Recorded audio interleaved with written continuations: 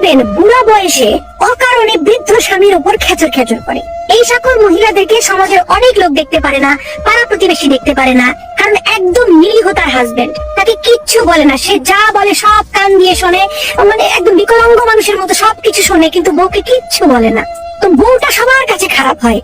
কিরকম খারাপ বউ, এই বুড়া বয়সে নিজে বুড়া হয়েছে, বৃদ্ধ স্বামীর সাথে জঘন্য আচরণ করে। সেই মেয়েটাকে সবাই দোষ দেয়, ওই মহিলাটাকে সবাই দোষ দেয়, ওই মহিলারই দোষ।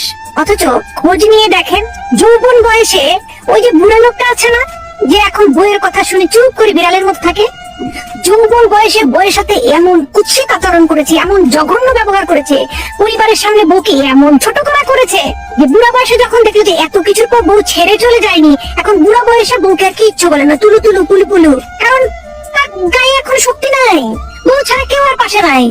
এখন বউ যদি গালিও দেয়, লাথিও দেয়, তারপর সে বিড়ালের মতো চুপ করে থাকে।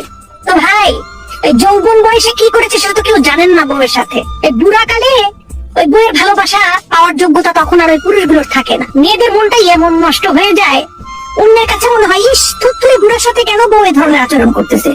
এদিকে থুতথুরে বুড়া যে যৌবন কালে বউয়ের সাথে কি আচরণ করেছে সেটা আপনারা জানেন না। আমাদের সমাজের সমস্যাটা কি জানেন? এই পুরুষ মানুষগুলা যখন একেবারে মানে পরিবার পরিজন আত্মীয় স্বজন ফ্যামিলির কাছ থেকে বাঁশ খেয়ে একেবারে যখন পথের ভিখারি হয়ে মেন্টালি শারীরিক ভাবে একেবারে যতক্ষণ পর্যন্ত মানে কি বলবো নিঃশেষ না হয়ে যায় ততক্ষণ পর্যন্ত এরা বউ বাচ্চার মানে মর্ম এরা বোঝেন। তো বুড়া বয়সে তখন বউয়ের মুখটা তখন নষ্ট হয়ে যায়, আর ওই বিড়াল হয়ে যায় তখন।